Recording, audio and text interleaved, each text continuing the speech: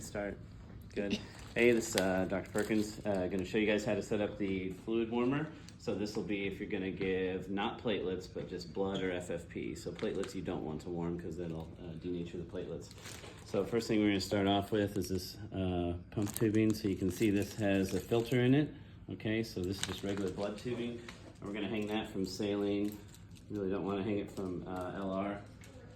So if you have saline to begin with, we'll start there. So usually you would just throw this upside down like that, and then you want to bubble up at the top of the filter, and then run it through here, and let it go down. And then I'll show you where the warming part of this is. So this doesn't warm, it's just a filter, right? And then this is the warmer here. So we'll do a nice little wrap around. Oh yeah, that's right, good one. Okay, good, so that's the hotline filter. We'll see if we keep these. We might be getting a different one. This is sterile water here, so no saline, no LR, no sterile anything, just sterile water is the only thing that can go in there. So you can see that there's a lower level here and then an upper level here, so that's where it needs to stay between. So if it gets close to this, just fill it up a little bit. But this is the water that gets warmed, that circulates around the tubing we're going to put on here, okay? Here's the top, that's where it goes into, and then just put that back in. Here's the on button, it has to be plugged in, there's no battery, okay? And then here's where the tubing's gonna go into, this device here. And we'll see, so this is the tubing.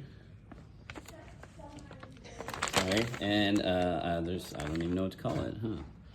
But whatever that is, yeah. Oh yeah, it comes in this pack, that's good, yeah. It's my lovely assistant. Okay, here we go. So we'll see this here. So it's really thick and annoying and stiff. But you'll see that this doesn't get pliable until you put it in here and it warms it up. Okay, so this is the front end of it. This hooks onto the IV catheter on this side. So here's our tubing. Usually you'll have so much tubing. I like to wind this up and keep this up here just so you still have the roller, but there isn't this much tubing sitting around before you have this much tubing to add on. So if you ever want to tape it, it makes it a little more organized. So we'll put this into the tubing onto this one.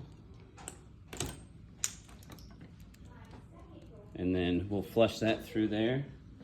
So you'll see it go down the tube, but then once we add, you'll see it going down the tube, but the water goes on the outside of that. So you'll see it go down there as well once we turn on the heater part of it. So there, it's flushed through. So now you can kind of hang this up here if you want until you're ready to use it.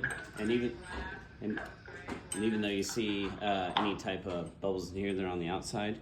But if you look at this, this is what goes in to that device.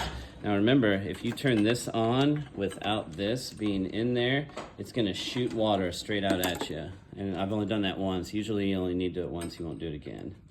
So if you go look at how this fits in there, see how that fits? So these pop out.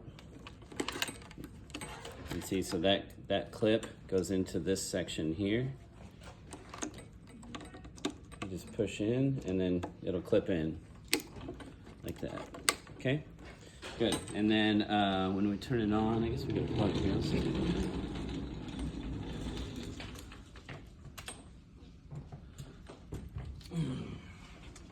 So when you plug it on, that's when you'll see the water going through here. See, it's circulating through there. So it just goes around and it heats around the fluids that are inside the IV catheter or the IV line. Okay, you gotta watch out for this here. Sometimes this will kink like this, which is why I said you kind of want to tape it up and have a pole that goes really high. That is helpful too. That way this tubing's sitting like this instead of doing that, because you won't get any flow.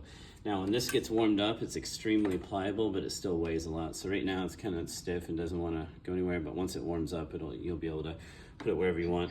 If you do put this into someone's IV line, I tend to tape it somewhere close to their skin where it's going in, because it's so heavy that if you don't tape it additionally, if you just have the IV taped, it'll get so pliable it'll fall down and it could pull it out. So that's it. Here's the reading of the temperature that it's given, and you can feel this thing's already warming up. So Do we have to wait a certain amount of time for it to Yeah, warm up? I don't really. Like, if somebody actually needs it and you set it up, I would just go, because a little warming's better than no warming. but within, I'm gonna make this up, within 10 or 15 minutes, it'll be at 43 degrees. So, but you'll be all see. Okay?